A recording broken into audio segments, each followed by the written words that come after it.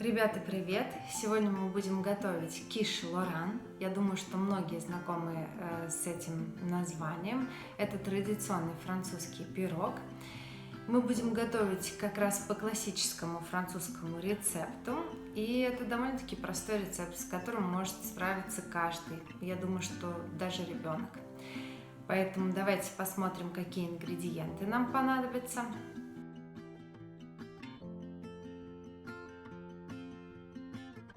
И начнем мы наше приготовление с основы для киша. Это тесто бризе или по-французски пат бризе. И это довольно-таки простой рецепт самого элементарного песочного теста, который очень часто используется во французской кухне. Сейчас я вам покажу, как это сделать. Для начала просейте муку, а потом добавьте масло.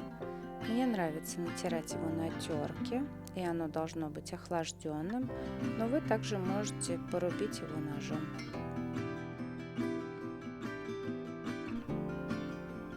И добавьте 1 чайную ложку соли. И теперь тщательно, быстро и аккуратно перемешиваем масло с мукой. В итоге у нас должна получиться консистенция мелкой крошки.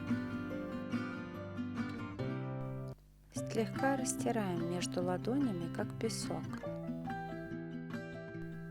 Затем добавляем небольшое количество ледяной воды и пробуем собрать наше тесто.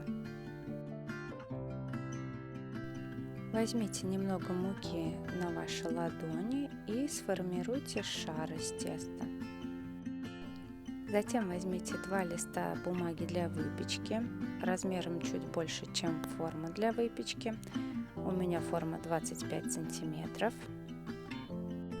Присыпьте мукой и поместите наше тесто между листами и слегка его раскатайте. И в таком виде мы уберем наше тесто минимум на полчаса в холодильник. Теперь время приготовить нашу начинку. На сковородке без масла поджариваем наш бекон.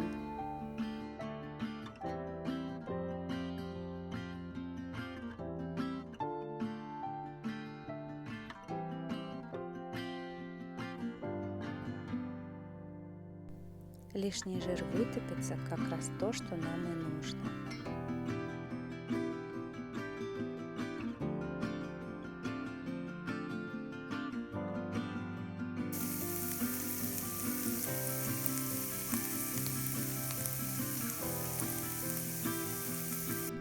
Далее приготовим заливку для нашего киша. Взбейте венчиком яйца. Добавьте 200 мл молока и 200 мл сметаны. Перемешиваем и добавляем немного соли, перца и мускатный орех. И перемешиваем. Далее добавляем поджаренный и уже остывший бекон.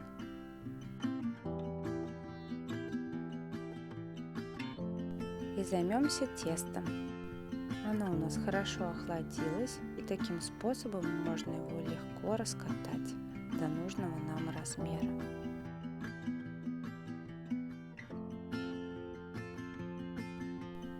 Размер теста нам нужен опять же чуть больше формы.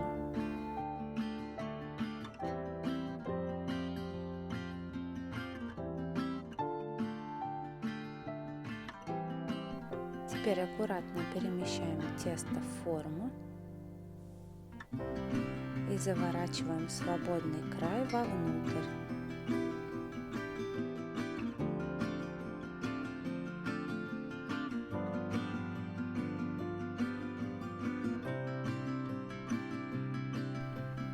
Обрезаем лишнюю бумагу.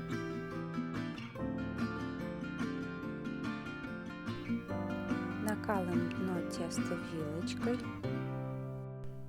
Вот такая форма у нас получилась. Теперь добавляем нашу начинку, разравниваем бекон и отправляем наш киш в предварительно разогретую духовку до 180 градусов на 35-40 минут.